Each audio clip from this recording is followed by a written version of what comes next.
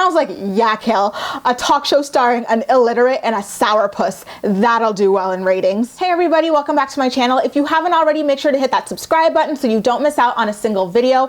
I recap Teen Mom episodes, share Teen Mom news, and all sorts of different things that I don't want you to miss out on. So without further ado, let's jump into this Teen Mom 2 behind the scenes special that just aired. Poppy kicked the episode off by going back into the home that he and Kail once shared together in order to gain closure on the end of their relationship and potentially even discuss their co-parenting relationship for their son, Lincoln. Pretty much the moment he sat down to talk to Kail, she was not having it. She wanted him to leave. And so he was like, listen, I really just want to talk to you about like us and like what we're doing. And in her usual unnecessarily hostile tone, Kail says there's nothing more to talk about in terms of the two of them. All they need to talk about is Lincoln and nothing else. Zip, zip, zilch, nada. Kail asked him why he's been like breaking into their house, talking about potentially throwing things through the window to get in and stuff like that. And so Javi was like, listen, the only reason I've been acting out like this is because I want you to feel the like hurt and like devastation that I felt when I found out that you betrayed me. And poor Javi started crying while he was talking about this because she really did break his heart. Imagine being deployed only to come back and find that your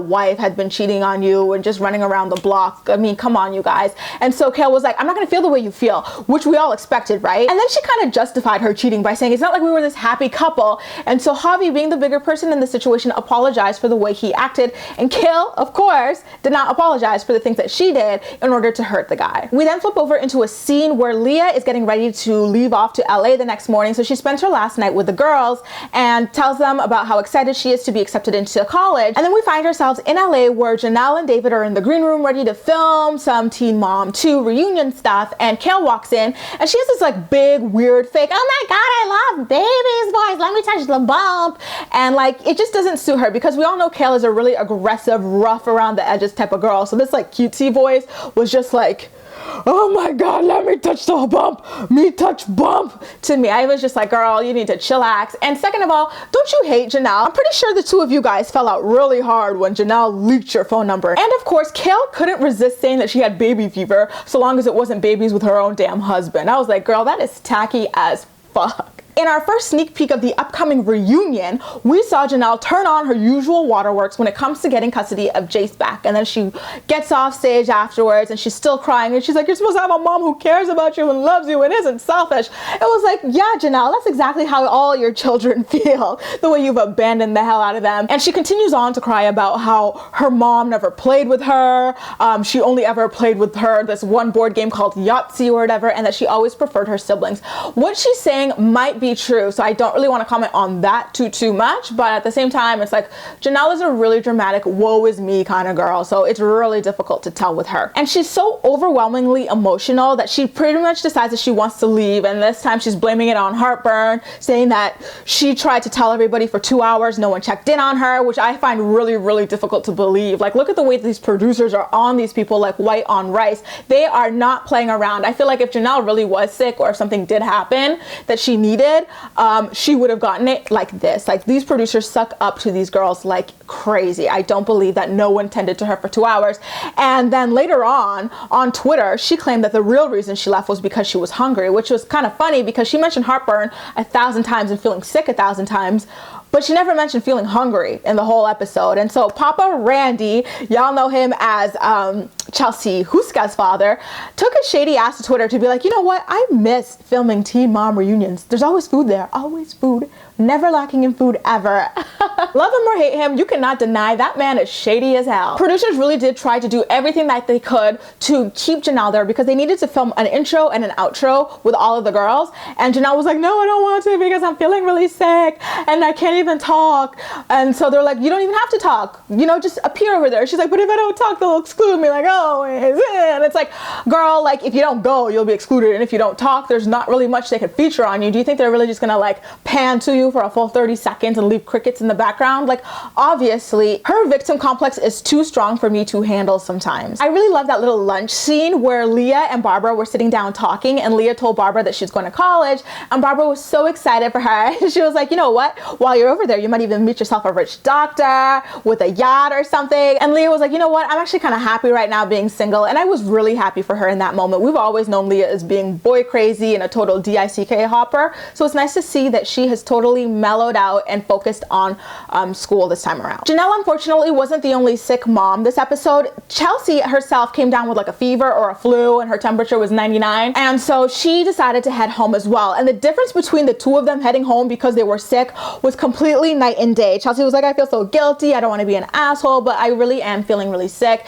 And her and Cole just left like really calmly and mellowy and like apologizing to everyone, like because they felt like they wasted their time. And then the shady ass producers clip back over to David and Jenelle like bitching everybody out. David was like, oh my god, like he was going on a serious tirade, and it was like, oh my god, dude, like relax. These people sign your girls' paychecks and your girl signs your paychecks, and that board game you're hanging on to, you did not pay for. Teen Mom gave it to you, so calm your tits. And the two of them are leaving with Jace, who we all know is in Barbara's custody. And so the producers are like, yeah, okay, fine, y'all could leave, but what are you doing with Jace? And so they try to like sort of barricade the truck. Larry takes a picture of the license plate, and they're like, listen, like we're gonna have to call the police because this is not your child to be leaving with.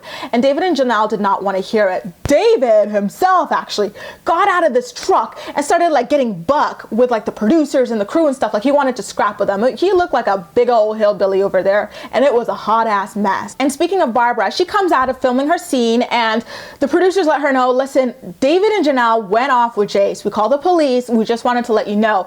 And Barbara is in shock. She's like, this is really gonna like shoot Jenelle in the foot when it comes down to custody. Like we are in court for, do you guys see why I cannot trust this girl with having custody? She is so rash.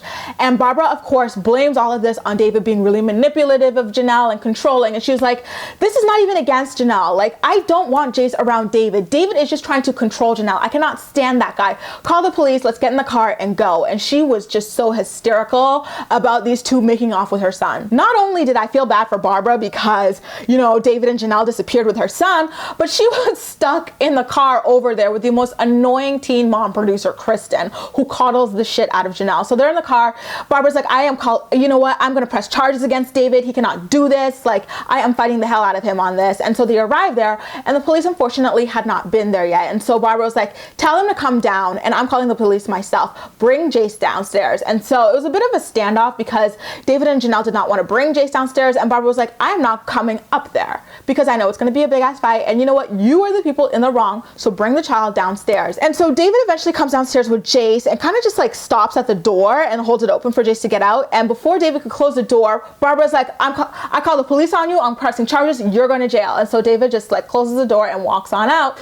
And so like any concerned mother, seeing the way like Jace looked so confused and shocked throughout all this, any concerned mother would like call and be like, hey, please let Jace know I'm sorry. Like everything's going to be okay. And that's what Jenelle seemed to be doing. You know, she was crying about this child earlier. So she yells out of the balcony, answer your phone, Kristen, answer your phone. I was like, Jenelle, yes, you're going to call to check in on your son. So the producer, Kristen, picks up the phone, and this is what she gets. Why are you filming my mom? And the producers show like Jenelle looking over the balcony in between the trees. She's like, why are you filming my mom? She's going to get more airtime. What are you doing? And she does not ask about her son once, how he's doing in the midst of all this. Does not ask a single question about him. Just plain mind-boggling. With Jenelle and Chelsea being out of commission, Kailyn and Leah are the only teen mom girls able to show up for the opening and ending credits of the show. And so backstage, we see the two of them talking about how they're the only ones there. And Kail was like, let's just entertain the audience. We might get a talk show out of this. And I was like, yeah, Kail, a talk show starring an illiterate and a sourpuss. That'll do well in ratings. And backstage, after they film that segment, Leah is just chilling out when the producers start trying to like become like shit stirrers with her, getting her to comment on the fact that neither Jenelle nor Chelsea managed to show up. And Leah's like, you know what? It's not my problem. I only care about myself. And they just keep poking her with the questions and stuff like that. She's like, well, I heard Chelsea was sick, but like Jenelle, I don't know what's going on over there. I mean, this is her job, so she should probably show up to work. You know what I mean? And we all know Jenelle had a big meltdown on this, about this on Twitter, by the way. And she was like, I don't really want to comment too much on it. But you guys, can we talk about this spray tan for a second? I don't understand why these girls literally pay money to look dirty. Their hands are always so gross looking when they tan. Back over at Jenelle's hotel, the police finally arrive, but unfortunately they tell Barbara there's not really much that they can do about it because Jenelle was involved. Like, Barbara only wanted to go after David and press charges against David, but the police were like, listen, we cannot single him out. And even though you do have custody of this child, she is kind of like his mother, so there's not really much we could do. Barbara was like, I just want you guys to talk to them and give me a paper trail. I need a police report on this. And so they agreed to the incident report, but I don't know whether or not they actually did speak to David and Jenelle on Barbara's behalf. We then get another sneak peek at the reunion episode, and this time it's Kailyn V butting heads over Isaac's custody. So we remember, right, in the season, V was encouraging Joe to seek 50-50 custody of Isaac. And so Kail was like, I don't think it's her place. She shouldn't have any feelings on it. And guys, can we just sidebar here? I never noticed how skinny V's face was until she was next to Kail. I think Kail like OD'd on like injections or fillers or something because her face was looking puffy and like bloated as hell. She literally looked like a character from White Chicks, y'all. Backstage, Kail is still really upset. She's crying and emotional about what happened on stage with V regarding custody. And she talks to her producer, Bay, about it. She's like, you know what? I didn't even want to say this on stage, but I don't understand why V wants 50-50. Do you know how often she even went to Isaac's soccer games? She went to like one. Why does she want 50-50 custody if she's not even going to be involved? And so Joe hears this and confronts Kail like really softly. I don't understand why he's been so timid. It's annoying. This guy used to really stand up for himself and his son, and these days he is just so out of it, and it's frustrating. But anyway, he was like, I mean, do you want her to be more involved? That's what you want, right? And he doesn't even like make a case for 50-50 custody. And so V comes and she kind of clears out the room, and the two of them sit down and talk. And she apologizes if she came off aggressive and stuff like that. And Kail was like, listen, like I already lost half of my custody with Lincoln, even though I was with him alone. Like, Kail, stop playing this card. You married a person in the military, okay? That's what they do. They go away for work and fight for the country. You're not a martyr. You're not a hero. You signed up for this in order to get benefits out of the man, and you got your benefits and the deployed man. So stop crying about this. And so V was like, well, it was just so easy for you to give Javi 50-50 custody, but Joe has been fighting for years. And it's frustrating to me as like, you know, someone who's so integral in his life that he doesn't have that same opportunity to bond with his son. That's all. Like, I'm not attacking you as a mother or anything like that. I am just sticking up for my man in the midst of all this. And you guys, that's pretty much all that happened in the episode. I mean, the girls come back to film another like special. I don't remember what it was. Jenelle shows up because Barbara wasn't going to be there. And then she bitches to like producers and hair and makeup about the kidnapping incident. She's like, I knew nothing was going to happen. She wasn't even watching Jace at the time. So yeah, it's okay. I snatched him. Girl, like what? How many times has this girl been dropped on her damn head, y'all? Leave all your thoughts and opinions on this special in the comment section down below, and as usual, we'll chat. I'm so excited to hear what you guys had to say about this mess. You can also like this video, subscribe for more. Feel free to share it with your friends as well, and follow me across social media where I do love chatting with you. That's all for now, and thank you so much for watching. I'll see you next time.